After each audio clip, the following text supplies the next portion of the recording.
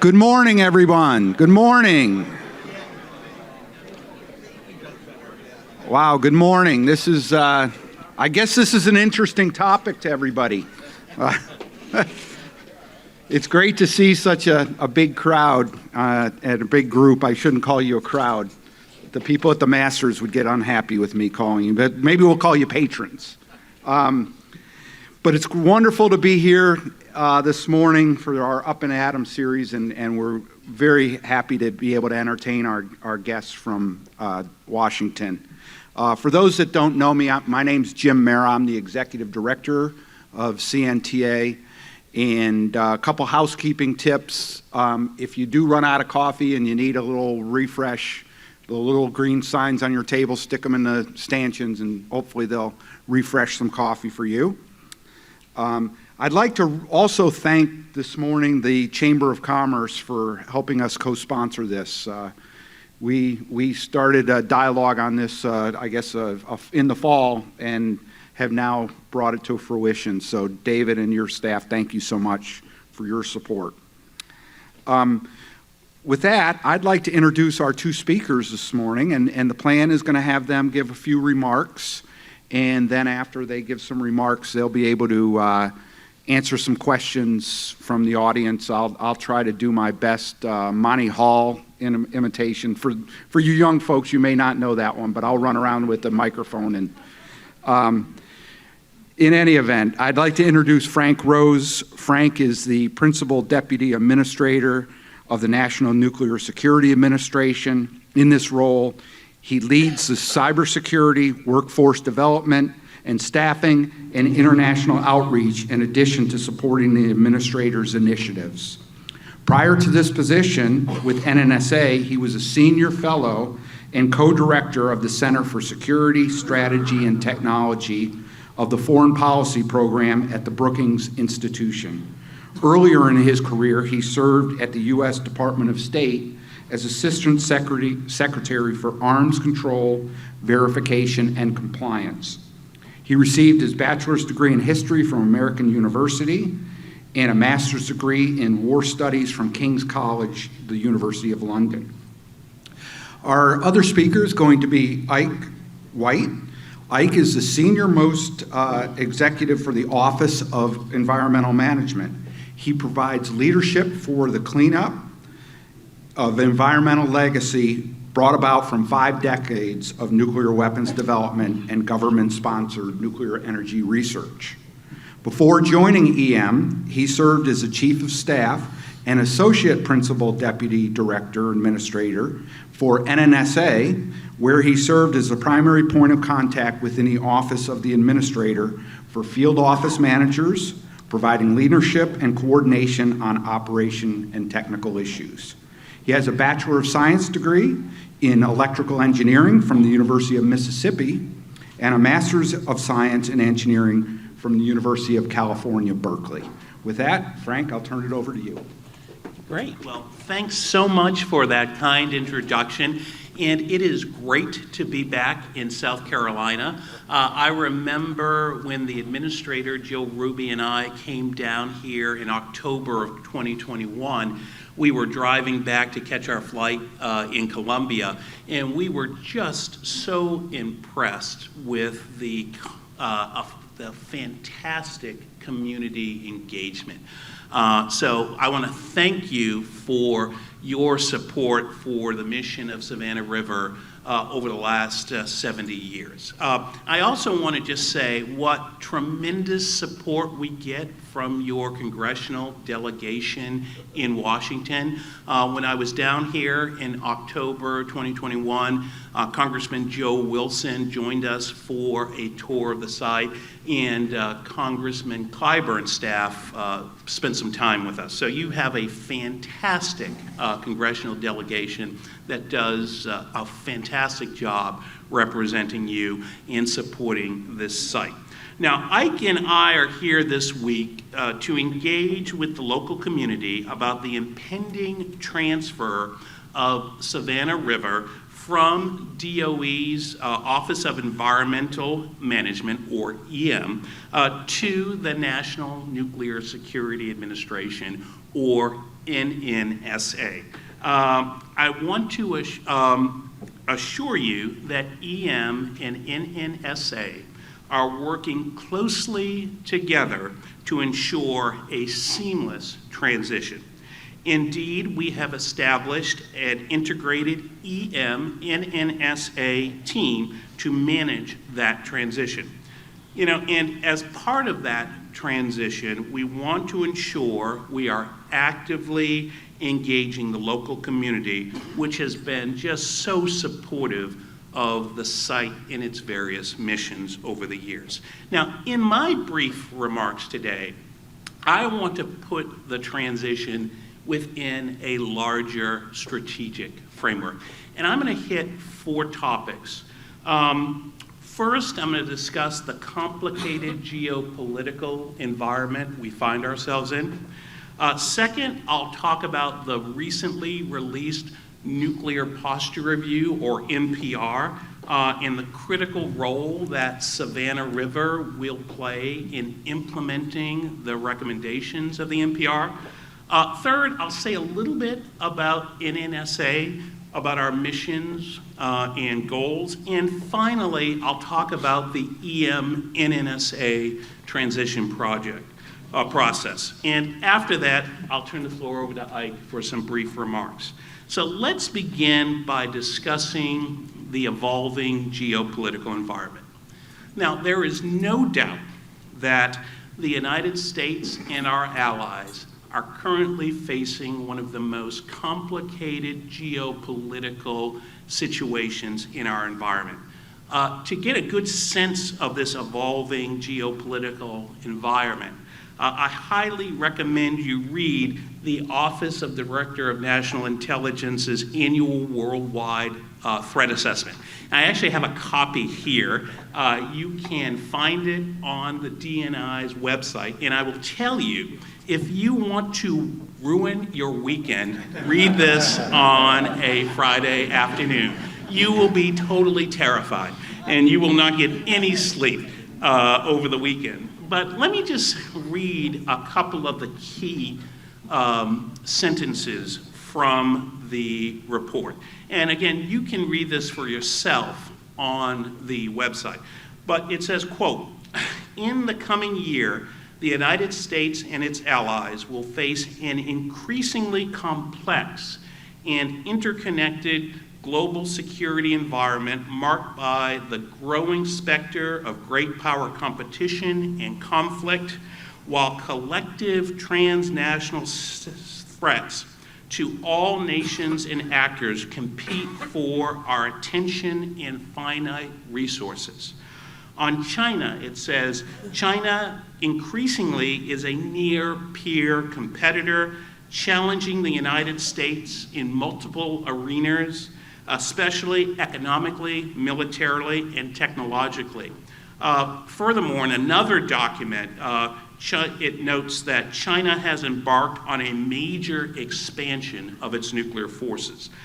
The U.S. intelligence community estimates that China's current nuclear arsenal of about 400 warheads today will grow to about 1,500 in 2035. We can't forget the Russians. Russia is pushing back at Washington where it can, locally and globally, employing techniques up to and including the use of force. And we're seeing that every day in Ukraine. And finally, and this is another, I think, important passage, major adversaries and competitors are enhancing and exercising their military, cyber, and other capabilities, raising the risk to the U.S. and allied forces, weakening our conventional deterrence, and worsening the long-standing threat from weapons of mass destruction. So, very complicated environment.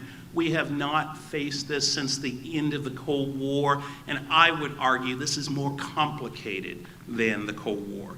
And building on the annual threat assessment, there was the Nuclear Posture Review, or NPR, which was released in October of last year. And it further outlines the threat. And this, in my view, is the most key passage from the NPR. It says, quote, "By the 2030s, the United States will, for the first time in its history, face two major nuclear powers as strategic competitors and potential adversaries." We've never faced that before, and it's going to require us to do things differently. Now, to deter this threat, the NPR directs the Departments of Defense and Departments of Energy to continue the nuclear modernization program.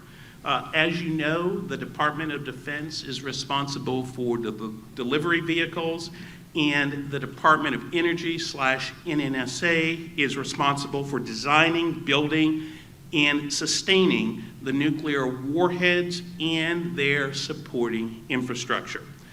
Savannah River is responsible for two key NNSA programs: tritium extraction and plutonium pit production.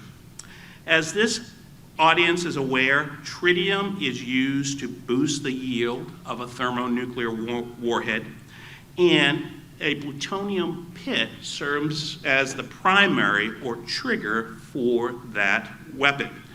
These two capabilities are on the critical path for our nuclear modernization program.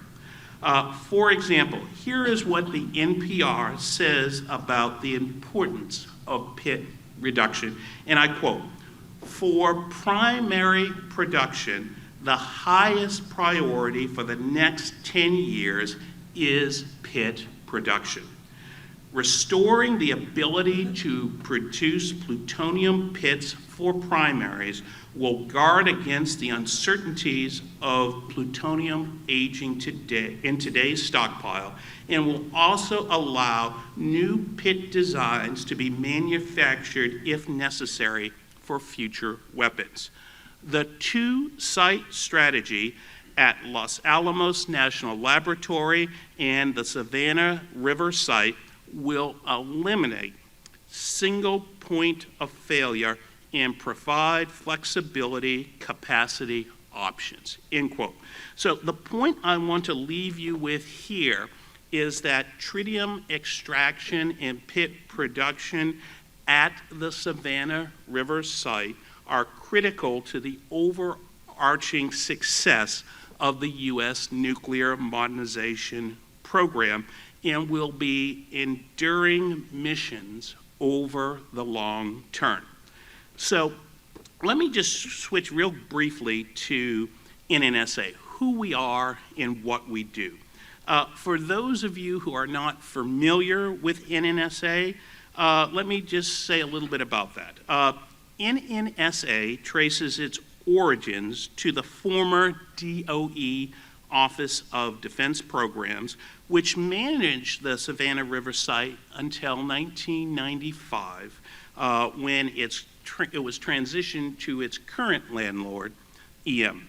Congress established NNSA in 2000 to consolidate the nuclear security work at the Department of Energy, and NNSA has three primary missions. First is nuclear deterrence. We design, build, and maintain all the nuclear warheads in the U.S. arsenal, plus the supporting infrastructure. The second key mission is global threat reduction. We work to reduce nuclear dangers by implementing various nonproliferation, nuclear security, arms control, and counterterrorism programs. And the third, and I know there's a lot of Navy nukes in the audience, we work in partnership with the Navy to design, build, and maintain the naval reactors on the aircraft carriers and submarines in the U.S. fleet.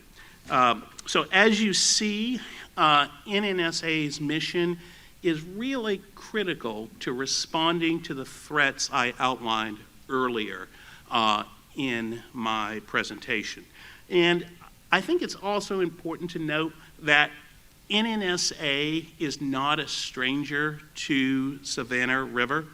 To the contrary, we currently maintain a field office at Savannah River to support the tritium extraction mission and some other missions to support our nuclear nonproliferation mission.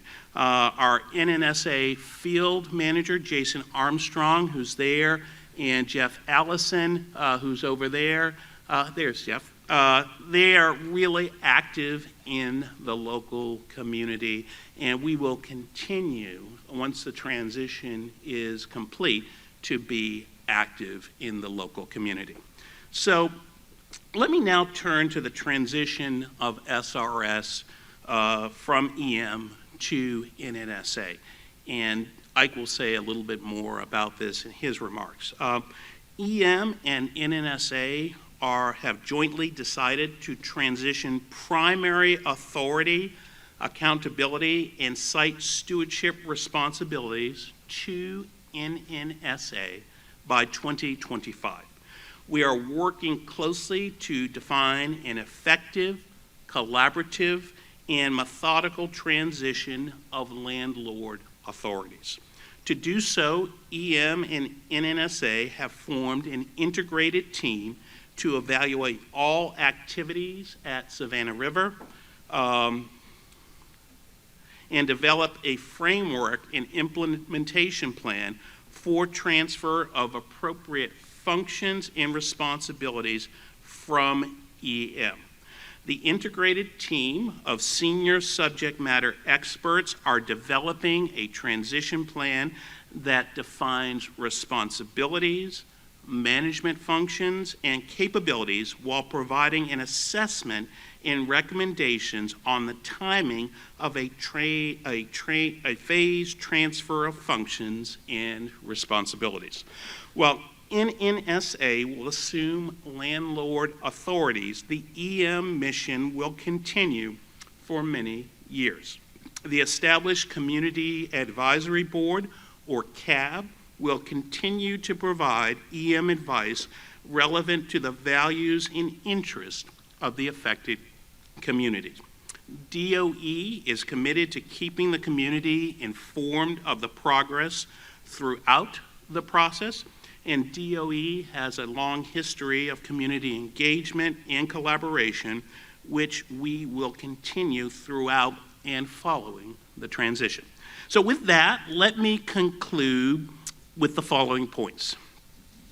The United States and its allies face the most complicated geopolitical environment since the end of the Cold War.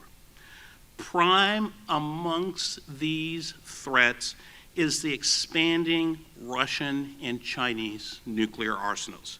And I'll come back to the NPR again, which states, by the 2030s, the United States will, for the first time in its history, face two major nuclear powers as strategic competitors and potential adversaries, end quote.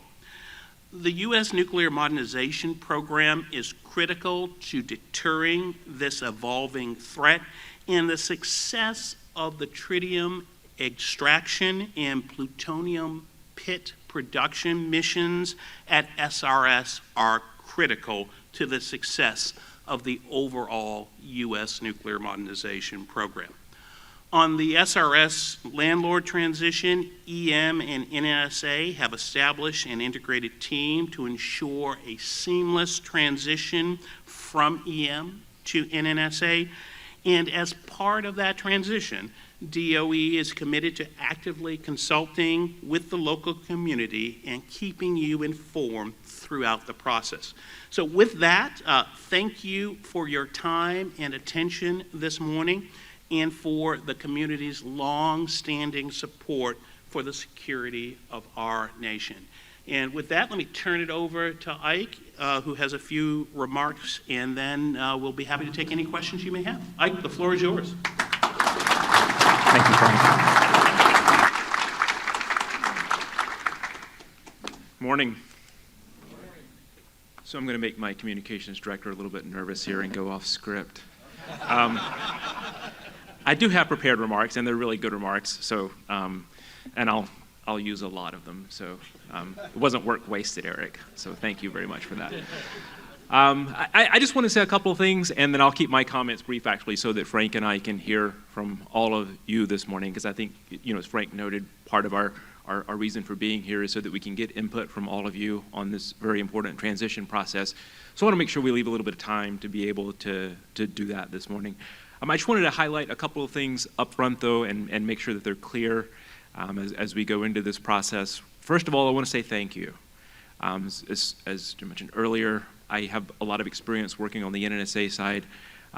Most recently, for the last 3 years and 9 months roughly, I've been with the Environmental Management Program. And one of the things that I learned over the course of the last 3+ years is just how important the relationships we have with the local communities are, and with the states and with the congressional delegation relative to that cleanup program.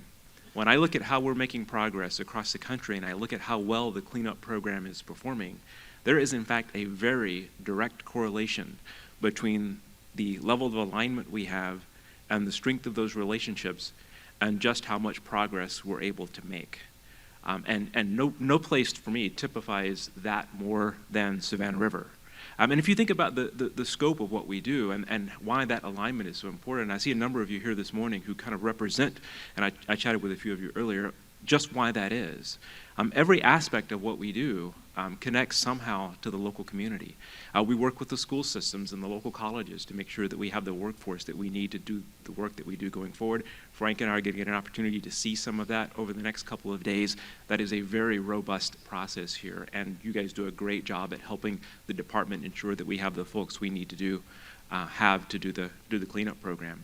We have great alignment with the community and with the local elected officials and through the Citizens Advisory Board connections to the community. And we get good support from our congressional delegation on the cleanup program as well. So it's easy for me to go to the Hill and make the case to your delegation and the rest of Congress on why the cleanup program is so important and what it is that we're doing when I have that alignment with all of you in terms of what that program looks like. You guys do a great job of supporting the local small business community. For those of you who are in that community, you know how much we rely not just on our primary contractors, but also on the many small businesses who help us get work done on a day-to-day basis. Folks like Stuart couldn't do his job if all of you weren't here helping provide the things that we don't have necessarily in-house at the sites. So I wanted to start out just by saying thank you. I really appreciate that level of support. Part of the reason that I want to make sure I emphasize it is because the cleanup program is going to continue to need it along with NNSA. The fact that we're transitioning overall responsibility for the site doesn't mean that we're done with cleanup at Savannah River. When I look at the scope of work that we have left, it's going to take more than a decade, and in some cases, perhaps even up to a couple of decades. And it's a fairly extensive body of work. We have tens of millions of gallons of tank waste still left to treat, as Mike knows. We have surplus plutonium to dispose of. We have facilities to do D&D on. It's a very significant body of work over an extended period of time that we still have to do. So the fact that we're transitioning and moving landlord responsibilities over to NSA does not mean that we think we're done. And so that alignment and that support is something we're going to continue to need to be successful. So I wanted to make sure I take time to ask you guys to make sure that we continue to communicate and maintain that alignment on the cleanup program going forward. I wanted to close by just highlighting a couple of things. Frank noted that we have an integrated project team. I want to highlight a couple of folks who are here today leading that team and sort of note why that team is so important to us. We have two executives, one from EM and one from NNSA, who are leading the team. And these folks were very carefully chosen because they have the experience that I think we need to be really successful with this effort. Locally, Jeff Allison with NNSA is probably the executive within DOE who has the most combined experience between EM and NNSA at Savannah River. There's probably nobody other than Jeff who has more experience than he does for both programs at this site. Randy Hendrickson, who's our lead for EM, has an extraordinary wealth of experience within the department. He ran the management and budget functions for NNSA. He was the department's chief financial officer. And at a headquarters level, he has extraordinary experience understanding how to move the things that really matter to make stuff happen, people and money. And so the combined expertise of Randy and Jeff are something that we're going to rely on to be successful with this effort. And the fact that we're putting our best folks forward to make sure that we're successful is an indication of just how important that is to both of us to be successful with the effort. So with that, I promised I would keep my remarks brief. My apologies to Eric for going a tiny bit off script. And I will turn it back over so that we can hear from all of you and take your questions. But again, thank you for your very long-running support of the cleanup program, and thank you in advance for the next couple of decades of support for the cleanup program here at Savannah River.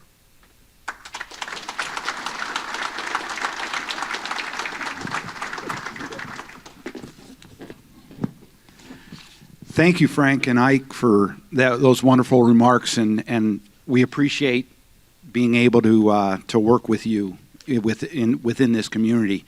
To get questions going, let me just start off with one. Is there a transition time frame that we're talking about? Have you come up with when this stuff's all going to begin? So the two pieces of the framework. One is we've asked Randy and Jeff to get back to us by this summer with what the framework is going to look like. So part of the effort between now and the summer is to start putting together the details of exactly what it is that we're going to need to do and what that implementation plan is going to look like. The goal is to get this done by 2025, right? So part of that will be informed, of course, by exactly what it is that we think we need to do. So we reserve the right, once we really understand that, to make some tweaks around the final date. But the goal is to get this done in the 2025 timeframe. Yeah, no, I mean, FY25 for us is the goal to move the transition. And that's really important because, believe it or not, we are starting in a couple of months to put together the FY25 budget. Right. It seems like the FY22 budget was just done. Yes. And now we're on the FY25 budget. But like Ike said, I think we've got two very good teams working closely together. And our objective is to have a seamless transition. Right. Do we have any questions? Does somebody have a question in the audience? Okay. John? My question has to do with the lab. Who's going to wind up funding the laboratory? Okay. So one of the things that for EM, the Savannah River National Laboratory is our primary laboratory, right? And it's not just a cleanup program here at Savannah River that's going to take place over the next 10 or 20 years. We have important work across the country, places like Hanford, for example, that's going to take the next 60 to 80 years, where we need laboratory R&D support to be able to be successful with that work across the country. So for now, EM needs to retain its laboratory. They're also, for those of you who don't know, the head of what we call the EM-LM network of laboratories. So they're not just the laboratory that does a lot of work for us, they're also our focal point for reaching into the rest of the DOE laboratory system to support our cleanup work across the country, whether it's our tank waste mission here or our tank waste work at Nevada or at Hanford or our soil and groundwater programs at places like Nevada. So for now, we need the laboratory support within the cleanup program. So the intent is for EM to continue to manage the laboratory. Other questions? Oh, come on. Somebody's got to have one. Okay. Good morning. Thanks for the great overview of NNSA and EM. My thought might be a bit out of the scope of the conversation, but since we're fishing for questions, I'll just throw it out anyway. I was wondering if there had been any thought about establishing an enduring cybersecurity mission at SRS, kind of thinking about the mission that you laid out for NNSA and our geographic proximity to NNSA across the river, and then the upcoming Dreamport cybersecurity system at USCA and the AMC, and then also our growing entrepreneur high-tech ecosystem that's growing. It seems like it would be synergistic to kind of take advantage of completing that triangle between business, community, and government. You know, that's actually a great question. And let me kind of take you back to my confirmation hearing at the Senate Armed Services Committee. Senator King, who's the chairman of the Strategic Forces Subcommittee, really is focused on cyber. And he said, Mr. Rose, what are you going to do to solve the cyber problem at NNSA? And I looked at him and I said, Well, sir, cyber is one of my highest priorities. We're going to hire a new CIO. And you know what Senator King told me? He said, Mr. Rose, if you don't fix this, I know where you live, and I'm coming for you. And you can actually watch it it's all online. But in all seriousness, cyber has been one of Jill Ruby and my #1 priorities. Indeed, my first meeting at NNSA was to meet with the new CIO to talk about an independent assessment of NNSA cyber capabilities. The Institute of Defense Analysis did that for us, and that informed our budget going forward. Indeed, we have been making significant new investments in our cyber capabilities. I think since 2022, our cyber budget has grown about 15 or 20%, because quite bluntly, we haven't made the investments we should have had, and our adversaries, as I mentioned earlier, they're looking for vulnerabilities. So I think it's a good news story. We are working it hard. Now, to your specific point about Savannah River, my CIO has been down here a couple of times, and he's also gone down to Fort Gordon, which I think is outside of Augusta, which is the Army's cyber hub. We're looking to do more, and I will actually take this back because, like you said, there's a lot of synergies here in this area. And we should take advantage of the synergies that we have. Especially because it's so difficult to recruit cyber talent. I mean, if you ask me what I'm most concerned about across the complex, it's recruiting quality people. And it's not just cyber and IT, it's getting skilled craftspeople to work on these construction projects. That's why these local partnerships with the community colleges and other organizations are so critical. And we're facing this across the entire department. I mean, getting skilled workers who can do these really important jobs, because we as a country really didn't invest in them. And but I think this is one of the highlights of this community. I mentioned when I came down here in 2021 just how, I would say, impressed I was with everything you do to develop that pipeline. And I will make this promise to you, is once NNSA becomes the landlord for SRS, we will continue to make those investments, because your success and the community's success is critical to our success.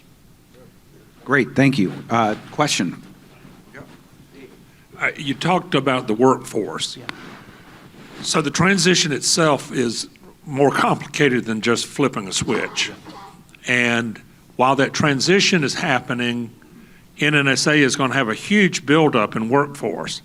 How are you going to handle those two things? And how will you connect back to the community so that we have the right housing, the right education programs, the right schools, and the healthcare system to support this growth that's coming? Yeah, I mean, I don't have great answers right now, but you're absolutely right. We are going to be ramping up the mission. That's going to require more people. It's going to require infrastructure. And what I would say is this. Though we are at the early parts of this transition, one of the reasons Ike and I are down here today is to begin that discussion with the local community so we can get your input. So 5 years down the road, we don't say, oh, we need all this supporting infrastructure. We want to do this in a consultative manner that as the transition is developing, we're building those needs in early. Are we going to get everything right on the first try? No. But you do have my personal commitment, and I'll make a commitment to come on down later in the year, that we will listen, within the authorities that we have, we will try to ensure that your priorities are addressed. Because again, if you're not successful, we're not going to be successful. Ike, anything you'd like to add? No, I mean, and certainly, you know, as NNSA grows its mission, as I mentioned earlier, you know, the EM mission is not on a sharp decline. It's going to be steady for at least another decade or so. And so, you know, those are things we're going to continue to need to work together on, because collectively, right, our need for support is going to grow over the course of the next decade. And I think it's really important that this will be an enduring mission. Pit production, tritium extraction is on the critical path for the U.S. Strategic Nuclear Modernization Program. If we don't get these missions right, we have bigger problems. Okay, I have another one, just quick. We mentioned about the laboratory and the transfer, expectation that it'll probably stay with the environmental management. How about Centera, the security contractor, the Savannah River Ecology Laboratory, Amoresco, which is the biofuel power plant? Any thought at this time on how those might shake out? No, that is the thing we need to study with the implementation plan, right? So this is the thing that Randy and Frank need to make sure they look very carefully at, because we have a number of contracts. I mean, the one for certain that you're going to transfer is the M&O, which is sort of the primary landlord contract for the site. The one you're absolutely not going to transfer is the liquid waste contract, because that's completely an EM mission, right? But in between that space, as you point out, there are a lot of contracts that support both of those missions, and so we need to look carefully at what that will look like. And it may not be a point in date of time, right? You may not say, okay, well, in 2025 we do all this and then we're done. You might say in 2025 we get this started, we do this piece of work, and then over the next decade we sequence other transfers and other pieces of work as the mission profiles shift over that time frame. So it may not be a point in time or a single answer. Okay, thank you. Okay. Frank, what would you say is the greatest difference in management philosophy and practice between NNSA and EM? Well, given that I have not worked in EM,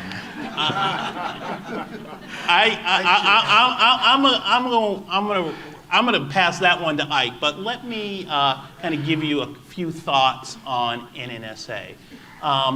You know, our mission is a little bit different than EM, and we operate a little bit differently because we are really focused on building nuclear weapons. And as a result, we're not able to share as much information as EM can because it's of a classified nature. However, what I would say is this. We have a long history of operating in communities around the country. We understand that it is important to engage the local community. We understand that our success is dependent on your success. So I would say things will be a little bit different than how we currently do community outreach than how EM does it because of the nature of our work. However, as I mentioned in my opening remarks, we operated the site until 1995. So I think for people of a certain age, they can understand how we operated. And my understanding is the community, and you can correct me if I'm wrong, was fairly happy with the engagement when defense programs ran the site. And secondly, we're here today.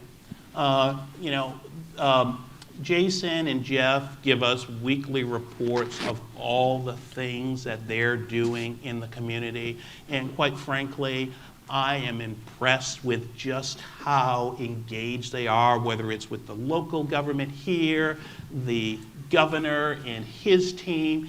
And again, the promise that I will make to you is this. Though we might not do things exactly how EM has done them, there will be close and continual engagement with NNSA. Now, he's worked in both, so I'll defer to him on the differences between EM and NNSA. Thank you, Frank. So how candid should I be? That's actually a really good question. And as Frank pointed out, before I moved over to EM, I actually spent several years as the senior career executive for NNSA. So I have experience with both. I will just highlight a couple of things in addition to the one thing Frank pointed out about transparency, because I think there are a couple of things that are important as you think about why we're doing this now, and what that might mean relative to the programs going forward. One is when you look at how NNSA's mission is laid out versus what EM's missions are, the thought underlying NNSA's missions is they're going to continue indefinitely, right? The idea behind EM's missions is that we're there to do a task and get it done and then be done, because we want the cleanup work to actually be cleaned up. And if you look around the country, we started out with over 100 sites, we're down to 15. So our goal is to make progress and actually get the cleanup work done. When you think about how you manage a site, that creates a difference in how you think about things like infrastructure, right? Because as you look and you think about what you want to maintain and how you want to maintain it, your outlook and your approach to how you do those things is very different when you're looking to end at a certain date in the future and be done versus when you've got a continuing mission that's going to last indefinitely. So your approach and your thought process as you think about how you invest in those types of things can be a little bit different. The other thing that is, at least for me, was a little bit of an epiphany is sort of how we manage programs. On the NNSA side, so Frank pointed out kind of the national security importance of what they do, but the programs are developed, with an interagency process, and they're national programs in their scale and their scope, and a lot of that program development is driven by national needs, and then you focus at a site level on executing to make sure that those big picture national things come together and that they happen. From an EM perspective, a lot of our program really is site specific. It's not, there's a big picture national program that we're trying to do clean up everywhere, but the exact scope of what that work looks like is often a very local program depending on the legacy of what happened here. So we focus a lot of our program management as well as our execution locally and not just nationally. For us, that's one of the reasons that I mentioned earlier why alignment with the community is so important, because the program that we're doing in large part is being done for the community, and so making sure that we work with the community on what that program looks like and have that alignment is a fundamental part of our program management activities. So from my perspective, that's kind of what I see as the big picture differences. Otherwise, in terms of day-to-day details, you will find a lot of the same types of former nuclear operators and Navy nukes. And so a lot of the mindset of the rigor of nuclear activities and nuclear operations and the day-to-day operational mindset is remarkably similar. Let's go to Chuck. And then... First, thanks for being here. Just being here says a lot about the transition and where we might go. My question is about congressional aspect of this. Do you imagine that there be a change in budget lines or in relationships between committees and that sort of thing? And will that impact us? Is there anything we should do about that? Chuck, that's a great question. As you know, there is a lot of polarization in Washington right now. But one of the things that I like to point out is if you look at nuclear policy, there's a lot of continuity. Indeed, if you look at the Obama 2010 Nuclear Posture Review, the Trump 2018 Nuclear Posture Review, and the Biden 2022 Nuclear Posture Review, though there are nuances that are different, the fundamental line runs through. And that is, we need to modernize our strategic nuclear arsenal, maintain a triad, and upgrade our warheads in infrastructure. So what I like to say, nuclear modernization is one of the few strong bipartisan programs in Washington. Indeed, we received, I think, almost $800 million more than NNSA, the president requested for NNSA last year. And I anticipate that bipartisan support in Congress and across administrations to continue, because at the end of the day, this is a long-term process. And for it to be sustainable, it needs to have bipartisan support. And I think for this program, based on what I have seen, is that bipartisan support is there. I say this not because we're at the old fogies table, but this question is for both of you all. In light of the manpower shortage, do you all have programs to tap into? I mean, there are a lot of gray beards and gray heads around here. Do you have any programs that are in existence that can utilize this knowledge? That's a good question, and certainly at a big picture level, we're very much focused on the issue. I mean, it's an issue for us across the country, as Frank pointed out, not just here at Savannah River. I think we need to pay attention to every possible opportunity to deal with the problem, right? And one possible opportunity is to convince folks who maybe previously thought that they were done with the work environment, right, to sort of get back and be re-energized and rethink that. We have different programs at different sites with different contractors to do that. I'm not aware of a sort of a national type program that we have, but certainly a lot of our, on the federal side, for example, we have the ability to go back and get retired annuitants who come back in, and we do that routinely. We've looked at things like having dual encumbering of positions, and we've started to do that more frequently on the federal side, where we allow ourselves to hire people before the people that we have on board actually leave, so we can do as much of that knowledge transfer as possible. I think our contractors are doing similar activities around the country. So I don't know if that's a direct answer to your question, but that's what I think you were asking. So, yeah.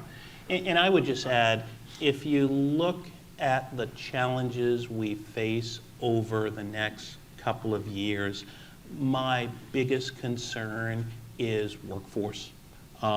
Not just recruiting people, but retaining people. And you would be surprised at how much of my time, Jill Ruby's time, the senior management's time is focused on this. Because we can have all the money in the world, the best programs, but if we can't recruit and retain people, it's not going to be a success. Now, this is a tough time, and I think everyone is going through similar challenges. Our approach, and it kind of goes to your question, is we need to be flexible and creative. I always say, when you look at the challenges that we face, and again, I highly recommend this report if you want to rue it, but it really says to me is we cannot leave talent on the table. We, given the threats that we face, need to tap into all the talent in the nation, regardless of race, age, gender.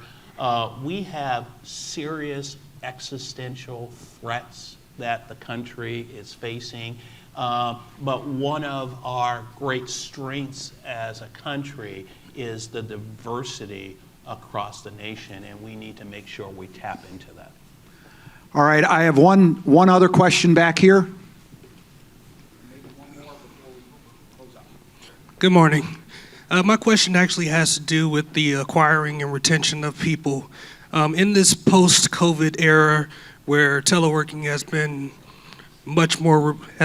a much more robust thing for most companies, does NNSA have a stance on that particular issue? Yeah, listen, we are in a new world, and we are going to have to adjust. Now, a good amount of our workforce does telework. However, given our mission and the need to deal with classified information, not everyone can telework all the time, just because we cannot bring classified information home. We have to do it in certain.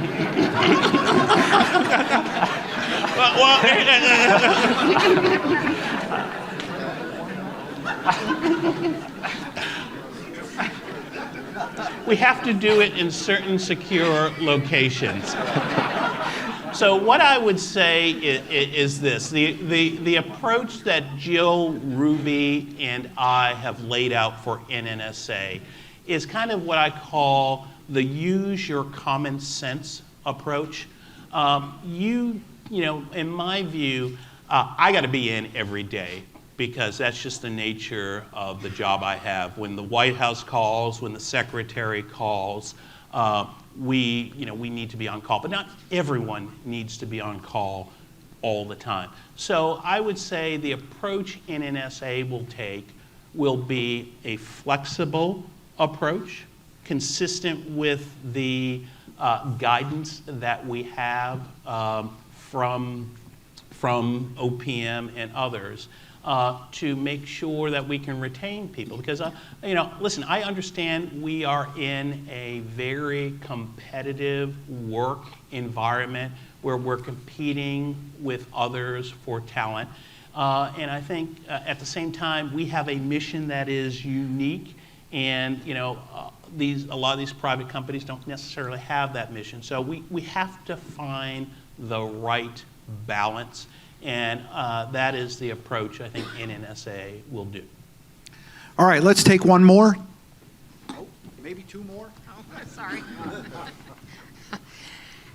First, let me say, as a member of the local CAB, we have appreciated how DOE handles our requests, providing information, providing assistance when we need it, that sort of thing. How do you see, given that the CAB's whole mission is environmental management and not the other side, do you see the CAB changing? Do you see it going away? Well, here's what I would say. As Ike noted earlier, he may have a couple of points on this, is that the environmental mission will remain at Savannah River after the transition. And for environmental issues, the CAB will continue to operate as it does today.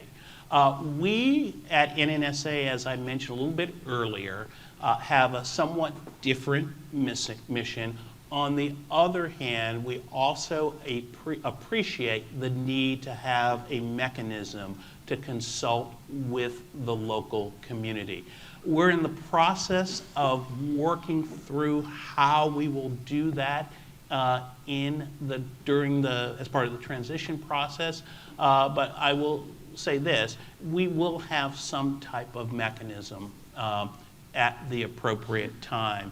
But we're not there yet. We haven't figured out how we will do that. But anything else you'd have to add? No, I mean, I'll just reiterate what I mentioned earlier, that the EM mission here at the site is going to continue, well past the next decade. A fundamental part of, as I mentioned earlier, of how we think about EM programs is, those programs are all locally developed, and our citizens advisory boards are a very important mechanism for us to get community input into what those priorities are and how that program looks going forward. And there's no change in that here at Savannah River. So from an EM perspective, we certainly intend to continue to work with and value the input we get from our local citizens advisory board here for the foreseeable future. Great. All right. Thank you. And I think that looks like that's all the hands that were up. Very good. We appreciate your guys' candor and also the great questions from the audience. As we always do, I'd like to give a gift to our presenters. And I know for a fact that these are below the maximum or the level that is needed for a gift to the thing. Our ceremonial coffee mugs are priceless. Well, first of all, it's got Sour Patch Kids. It doesn't get better than that. Number two, I don't know if you're aware of this, but these type of mugs are unique because if you put them in the microwave, the handle does not get hot. So something that you learn. So when you warm up your coffee with this one, I know my handle won't get hot. And I got my Sour Patch Kids. It There you doesn't get go. better than that. Well, I will say the Sour Patch and some of that other stuff comes from our many outreach activities that we do with students. There's no better way to bribe attention with Sour Patch Kids. So we do that regularly. So again, thank you guys so much. And thank everyone for being here today. It's pretty obvious that this is a very supportive and interested community. We thank you for your attendance. We will remind on a couple other activities. We do have another Up and Atom breakfast coming up on March the 8th. It's going to be Dr. Fred Baranek, who's with Floor, and he's going to be talking about some of the new advances and interest in fusion. We have a bunch of information in the lobby, our Nuclear Science Week inserts and other information about CNTA if you'd like to grab a little bit more information about us. And if you have interest in joining us, we'd love to have you join us as a member. As we always note, young professionals, those under age 40, receive free membership in our organization, so we'd love to have them as well as more seasoned members. So thank you very much for your time today, and I hope everybody has a wonderful day and a wonderful weekend. Thank you so much.